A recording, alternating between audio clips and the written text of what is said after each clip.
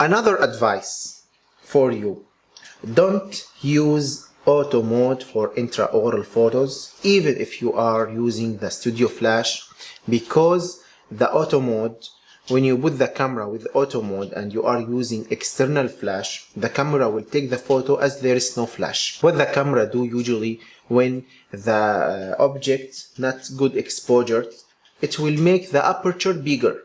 First thing that it will do, it will make the aperture bigger, so you will have a shallow depth of field. See the posterior teeth not shown at all. Another thing the camera will do when you have auto mode, it will make the ISO big, so you will have a grain photo or less quality or low quality photo. So don't use auto mode even if you are having studio flash, as I told you, because the camera will don't know that you are using studio flash, so it will take the photo as there is no flash at all. And also, before you take the photo, be sure that your teeth are dry, okay, and there is no blood and there is nothing here, there is cement here, so this photo can be taken. And if you take this kind of photo, don't post them.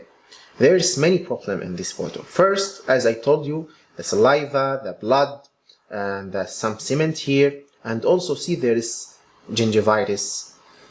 If you are having an idea with this photo, this element will distract the follower to see the good job that you are going to do. Even if I have this is my case, it was like open bite and there's a lot of things that I did.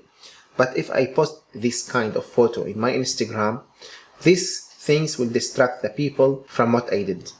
So always choose your photos carefully when you want to post them, and before you take any photo, be careful about this stuff.